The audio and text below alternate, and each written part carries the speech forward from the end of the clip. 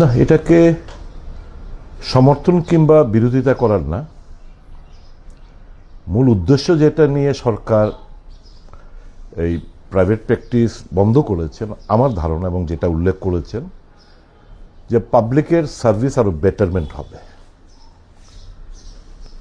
তো আমার মনে হয় এই জায়গাটা আমি একটু ভিন্ন মত প্রকাশ করছি।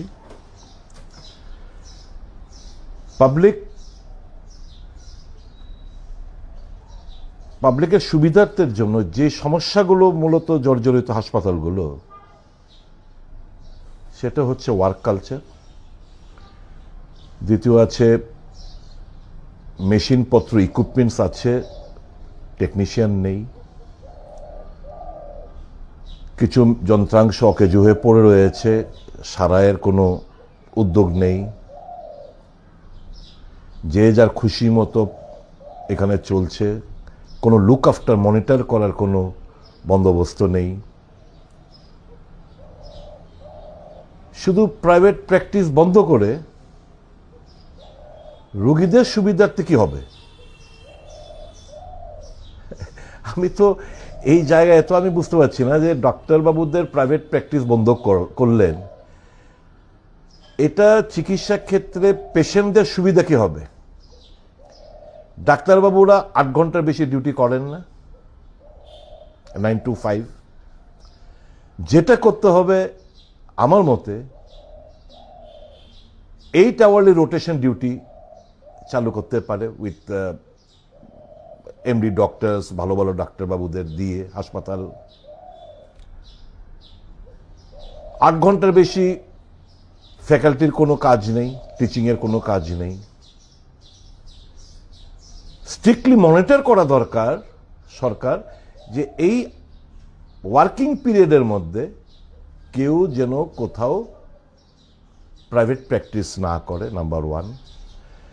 বায়োমেট্রিক অ্যাটেন্ডেন্সের বন্দোবস্ত যেন করা হয়, নাম্বার 2।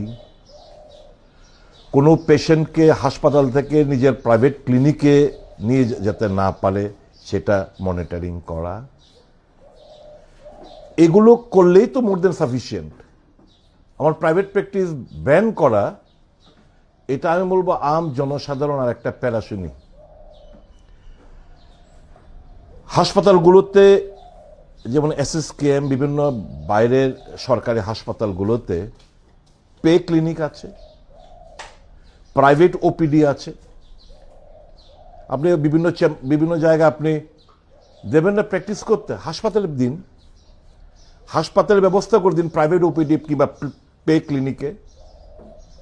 যারা এফোর্ড করতে পারবে তারা যেন গিয়ে ডাক্তারবাবুর সঙ্গে কনসাল্ট করতে পারে ইন দি ইভিনিং আওয়ার্স, যখন তারা অফ ডিউটিতে থাকে। হুট করে আপনি বন্ধ করে দিলেন, সরকার বন্ধ করে দিল, মানুষের প্যারাশনি ছাড়া কমবে না। আর ডিউটি আওয়ার্সের বাইরে how the government can stop or ban? আর কেন শুধু জিবি হাসপাতালে? Why not IGM? Why not সরকারি মদতে TMC? Why not other district hospitals? IGM থেকে জিবিতে অন ডেপুটেশন যায়, টিএমসি থেকে লিয়েনে জিবি হাসপাতালে যায় 3 মাস, 6 মাসের জন্য, 2 মাসের জন্য। তাহলে যারা 3 মাসের জন্য যাবে, জিবিতে গেলে 3 মাসের জন্য প্র্যাকটিস করতে হবে না, তখন পুনরায় আইজিএমে আসছে তুমি প্র্যাকটিস করতে পারবে। যারা টিএমসি থেকে জিবিতে যাবেন লিয়েনে, তখন তারা প্র্যাকটিস করতে পারবে না, তারপর আবার ফিরে গেলে তুমি প্র্যাকটিস করতে পারবে। এটা একটা হচপচ, এটা মানুষের কোনো, এটা একটা আইওয়াশ। স্বাস্থ্য ব্যবস্থা সম্পূর্ণ ভেঙে পড়েছে, মানুষকে একটা আইওয়াশ। এবং আপনারা দেখেছি মানুষের কমেন্ট করছে ভালো হয়েছে, এবারে হাউ ইজ ইট রিলেটেড? স্বাস্থ্য পরিষেবা উন্নতি হবে হাউ? মাননীয় মুখ্যমন্ত্রী নজর দিন, ক্যান্সার হাসপাতালের রেডিয়েশন মেশিন 3-4 মাস ধরে খারাপ। মাননীয় স্বাস্থ্যমন্ত্রী নজর দিন, ক্যান্সার হাসপাতালের প্যাট সিটি স্ক্যান 3-4 মাস ধরে খারাপ। মাননীয় স্বাস্থ্যমন্ত্রী নজর দিন, ক্যান্সার হাসপাতালের মেমোগ্রাফি মেশিন খারাপ।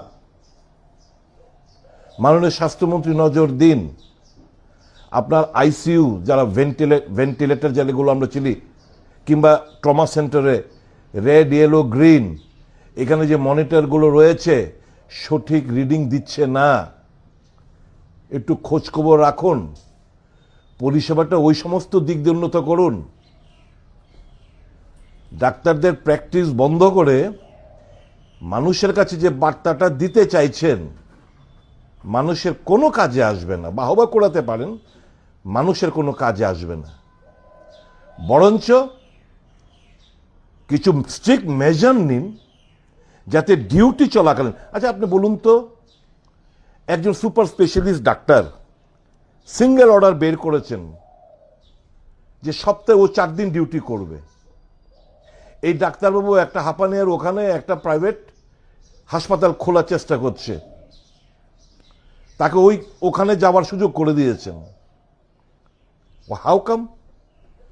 একটা সুপার স্পেশালিস্ট ডাক্তার প্রতিদিন ওয়ার্কিং ডেগুলোতে তার ওখানে থাকার কথা আমাদের জিবি হাসপাতালে।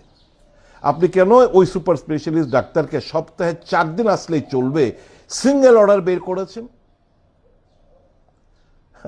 তো এগুলো কোনো উত্তর নেই। আমরা সবাই জানি মানুষকে বোকা বানাতে পারবেন, সচেতন নাগরিকদের না। যারা আপনাদের উপর বিশ্বাস রাখে তাদেরকে ধোঁকা দিচ্ছেন।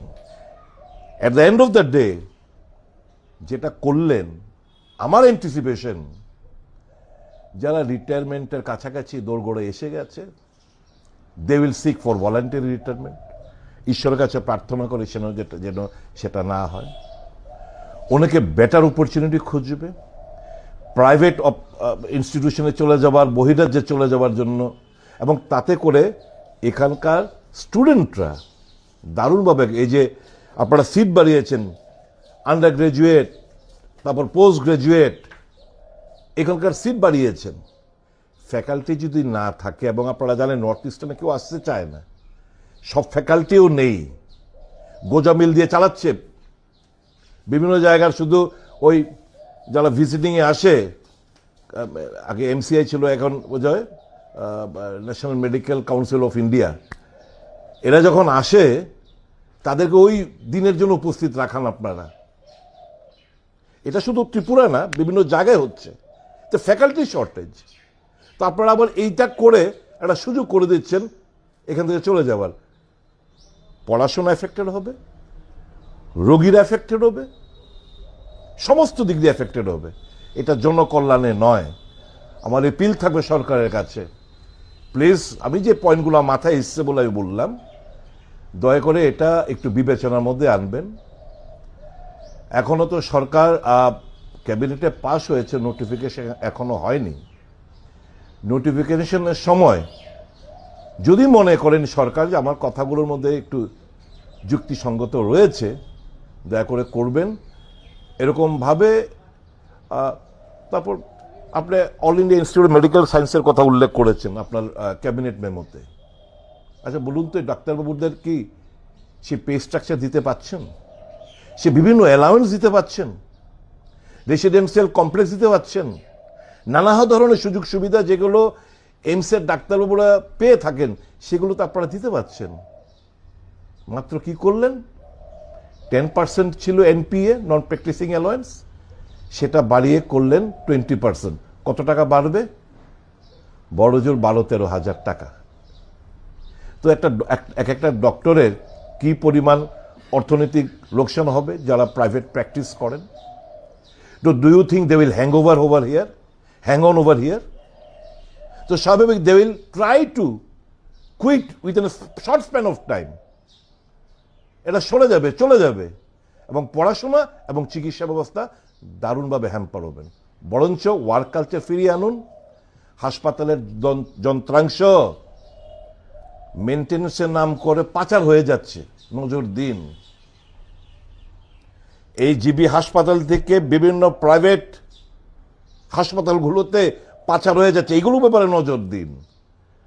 খারাপ হয়েছে এগুলো নজর দিন। মনিটরগুলো ভুল রিডিং দিচ্ছে, নজর দিন। ক্যান্সার হাসপাতাল আমি 3টে মেশিনের কথা বললাম, নজর দিন। এটা না করে পাবলিকের কনভিনিয়েন্স কিভাবে হয়, যেই জায়গাগুলো সুবিধা সেইগুলো কিভাবে আপনি মোকাবেলা করবেন, তার দিকে নজর দিলে আমার মনে হয় better. This is completely an I wash যে আমরা ডাক্তারের প্র্যাকটিস বন্ধ করে দিই, এখন পরিষেবা ভালো হবে। 8 ঘন্টার বেশি কেউ করবে? 8 ঘন্টার বেশি, 8 ঘন্টার বাদে সে কি করবে? ডাক্তারবাবু যাদের প্র্যাকটিস বন্ধ করেছেন, কোথায় যাবে সে? আইডেল? রাদার ও চর্চার মধ্যে থাকবে। নানা হোক পেশেন্ট যারা হাসপাতালে যায় না, ওভার ক্রাউডিং বলে, ওভার ক্রাউডিংটা কোনো ম্যানেজমেন্টের কোনো ব্যবস্থা নিয়েছেন?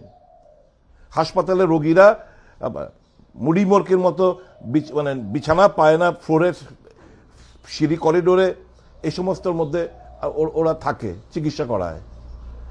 তো অনেক লোক তো এখানে যাবে না ভয়ে, তো স্বাভাবিক তার অপশন আছে তাদের কাছে। Why you are banning? এগুলো চিন্তা ভাবনা করবেন আমার বিশ্বাস, নয়তো দারুণভাবে কিন্তু এফেক্টেড হতে চলছে ত্রিপুরা রাজ্যের মানুষ। আর যারা আপনারা খুব খুশি হয়েছেন, আমি কমেন্ট দেখেছি, প্লিজ আমি যে কথাগুলো বললাম আরবার একটু নতুন করে ভাববেন। ধন্যবাদ।